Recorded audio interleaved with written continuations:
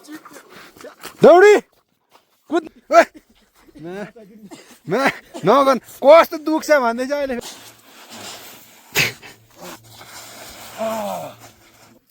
कति 5 फिट केटा हो 7 फिट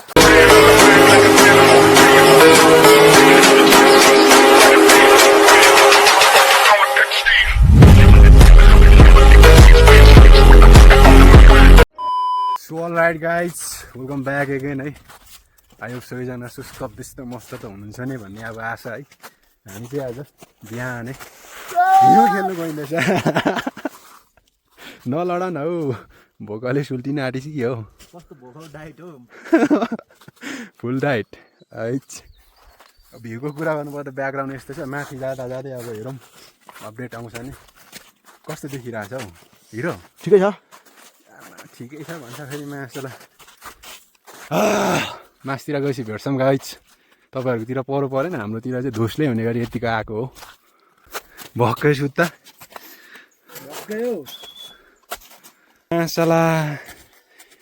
के कडा पढेछ हौ गाइज यार साह्रै भागेमानी है केटा हो बवाल छ नि नामर्दा मुला बोल्दैन एउटा के छ हौ भाइ हालखबर के हुनु खायो ढिँडो हल्ली हिँडो एउटा डाइलग हान्दै नि त जहिले डाइलग जान्छ तेरो त पख्न अहिले खाइसक्छु डाइट खाउँछु न यता बस मुला यस्तो दामी देखिरहेछ आनन्द आयो यार ठिकै सिट कुद्नु सकिन्छ है आमामा खुट्टा भाँसिहाल्ने रहेछ नि कति 5 फिट केटा हो 7 फिट 7 फिट त मै छैन हौ झुट नबोल न यार केटा हो दर्शक बिनलाई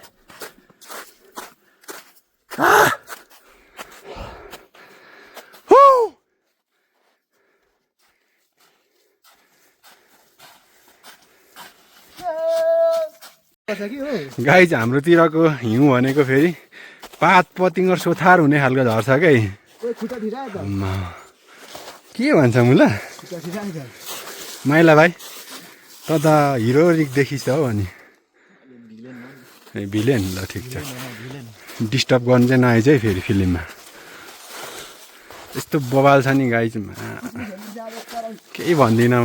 हेरेर मात्र चित्त बुझाउँछ केटा हो हेर त ल बलिउडको भ्यू सिन के देखिन्छ फिल्ममा जा त जान तल गएर एकचोटि सुत तेरो गर्लफ्रेन्डलाई खालि रुवाउँछस् मात्र कहिले काहीँ फगाउनु पनि सिक भाइ थाहा छ आमामा कसम केटा हो क्या दामी भ्यू देख अब केटा ऊ होइन माथि हेर न चिमल चाहिँ माथि चिमल चाहिँ हेर न यस्तो भ्यू अब कहाँ किन्नु पाइन्छ त केटा हो आमा झक्क तर सोथार बनाउनु खोजेछ यार वाउ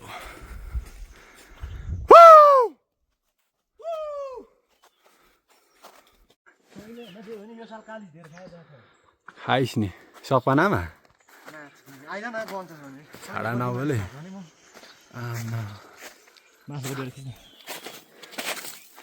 मार्दे हौ केटा बरु मलाई यार गाइज हामी बिखे भन्ने ठाउँतिर आइसक्यो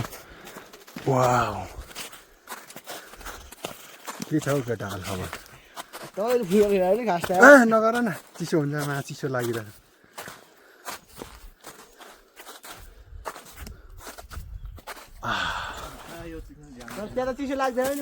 नगर न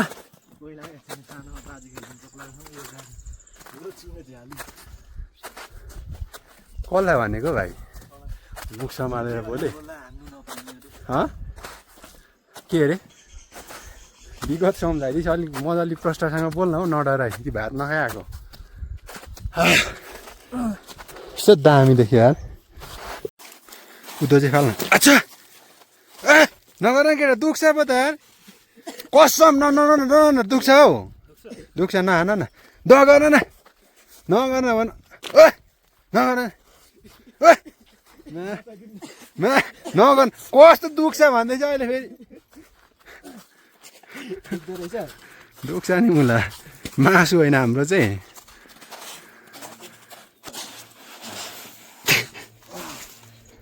खतरा देखिरहेको ओए तँ होइन न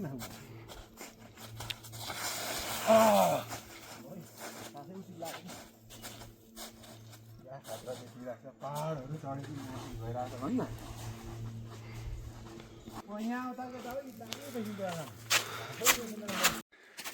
आई लभ यु यो बनाउनेलाई है त यस लभ क्या मजा आयो नगर न कसम कस्तो दुख यार अघि हातमा लाएर नगर न केटा करेन्ट लाग्यो त पछाडि के त्यो माछालाई काँडा थिएछ नि त वाउ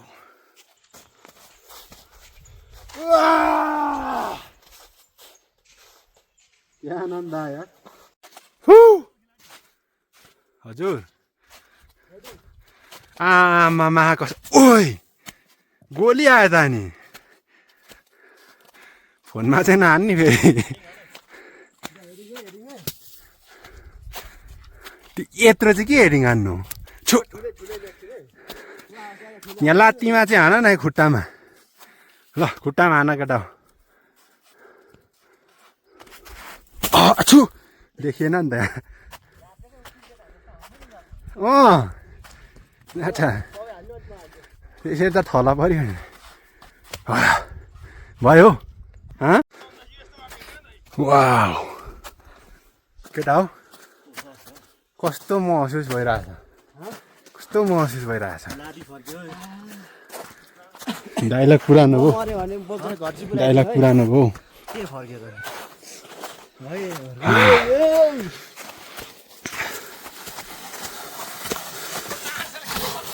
बिस्तारै चिप्लिन्छ यता खतरा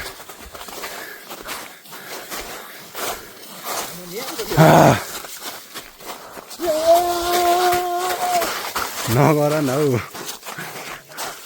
फाइनली गाइज हामीलाई यसपालि पसिनाले झुकायो हिउँ भनेर आएको जुम तानी तानी हेरेको भ्यू फोनदेखि पनि र पनि यता चाहिँ सानो सानो परेको रहेछ हिउँ नै पर्नु खोजा रहेछ तर उदो चाहिँ असिना परिरहेछ धन्नै अब हेरौँ विस्तृत हामी भ्यू टावर चढ्ने हो भ्यू हेर्ने हो केटाहरू पछाडि चाहिँ आनन्द लिइरहेछ दौडी कुद्न माइला ओइ माछालाई पानी पस्यो जुत्तामा अच्छु ओइ माइला आइज भ्यू टावर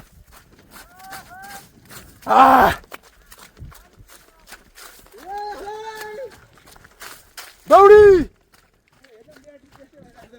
म्याट छ म्याट हौ त्यो त हिउँ होइन हेलो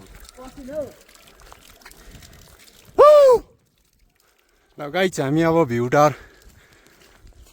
चढिन्छ पसिन्छ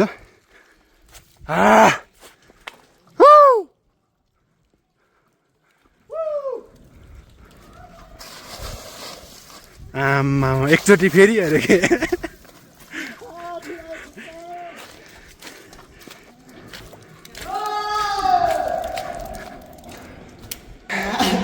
बसौँ न बिलिन्छ हौ छिटो भ्यू टावर गाइज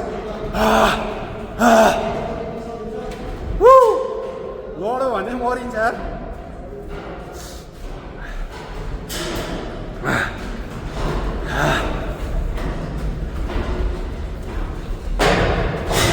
बबाल देखिरहेछ तर अलिक हिउँ चाहिँ पर्नुपर्ने हो क्या पसिना मात्रै झरेर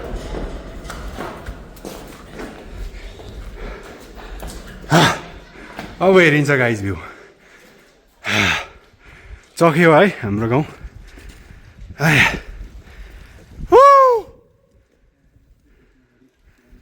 यो ठाउँमा चाहिँ हाम्रो रैथाने खाना महोत्सव तयारी भइरहेको छ यो पारी डाँडामा पाल्नु होला सबैजना वरिपरिको भ्यू गाइज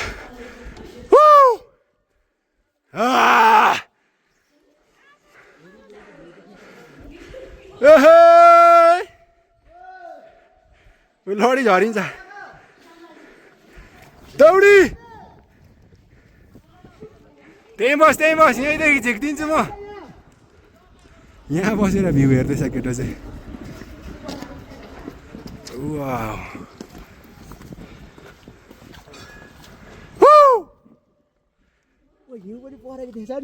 हिउँ थियो नि मुला मैले भने जति हाइट त्यति सानो भएर आउँछ के हिउँ रहेछ यो त हिउँ नै हो नि हिउँ त हो त यस्तो हिउँ परेको रहेछ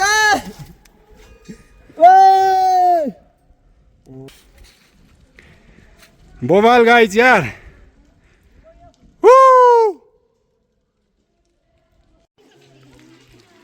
केटो चाहिँ भ्यू हेर्दैछ गाइज यहाँदेखि उडी झर्लास है उदो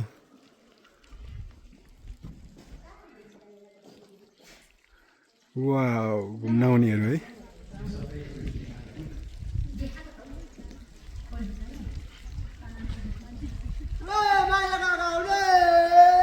दौडी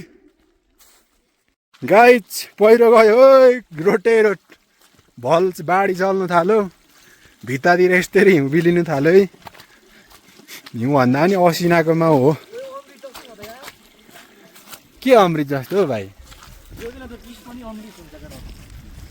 कस्तो हेन्सम देखेको जुलिनले टिका लगाइदिएको हो जुलिनले टिका लगाइदिएको हो गाइज भलेर त हामीले खाने पानी त तल पो छ त भ्यू गाइज यार त्यहाँ चाहिँ सबै बिताइदिनु सब बिलिन्छ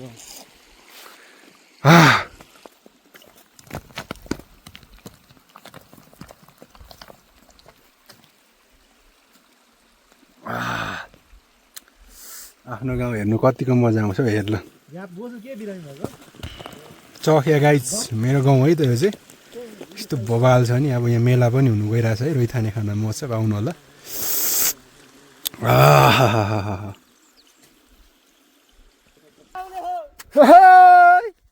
यस्तो मजा हो नि गाइज यो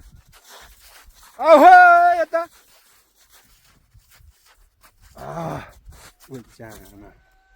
झन्डै लडिया